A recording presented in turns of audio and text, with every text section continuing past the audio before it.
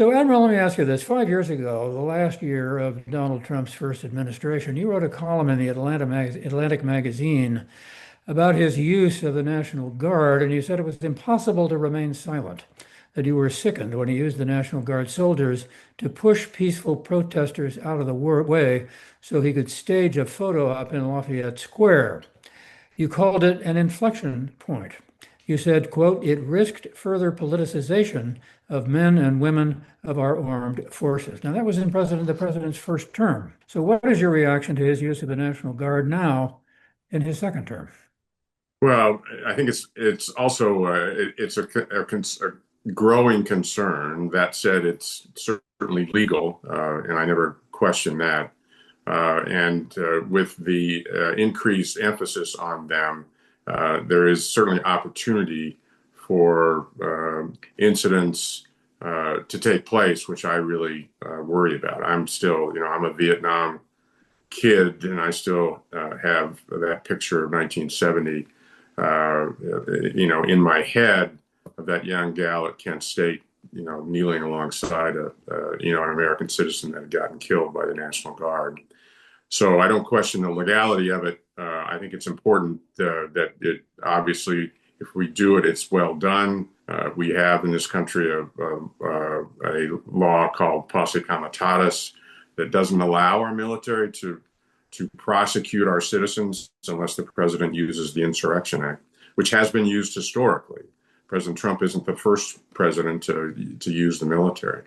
But that concern is still there. And I think we're at a time now where we just have to be really, really careful about the use of the military, which increasingly is being put in a place to support these kinds of efforts. Hi, I'm Pat Morrison, one of the hosts of America at a Crossroads. If you like this video, don't just watch.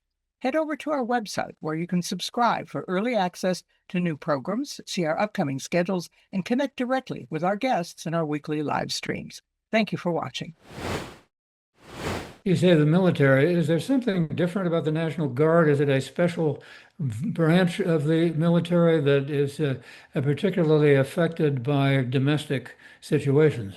Well, it is typically in domestic crises, governors will use it. Each state has a National Guard, and they'll use their National Guard as they see fit. It can be federalized by the president, and that's been done in the past as well.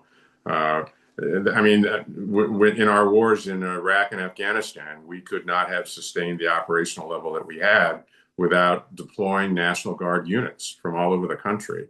And the other part that's really critical about them is they come from all over the country. They're closer to the American people because of where they live than our active duty military is. And so in many ways, they have the pulse of the neighborhoods, the cities, the states in which they live. But they still are not trained for these kinds of missions. You'll see them respond in catastrophes, which are happening at a seemingly an increasing rate here in the country, whether that be hurricanes or floods or fires, and they're trained well for that. They typically they have equipment to support many of those catastrophic situations. But this is a mission they're typically not trained for at all. It doesn't mean they can't be, or that they wouldn't be walked through some training before they started, but typically they're not trained for this. What about the fact that the National Guard in Washington, D.C. is now wearing weapons? Again, I think that's just that's another step, which certainly is more than legal, and they are tasked with making sure that they use them in self-defense. But at the same time, that sort of pushes the possibility of a really bad incident much more to the center of happening in that regard. So, and I'm sure they're qualified on the weapons. That isn't the issue.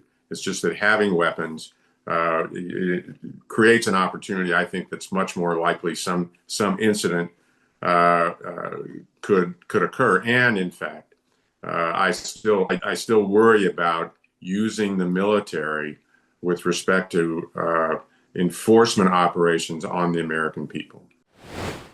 And definitely tune in next week to hear what Mike Mullen has to say about this and other topics of national security interest. And I will see you again sometime in the near future. Have a great night.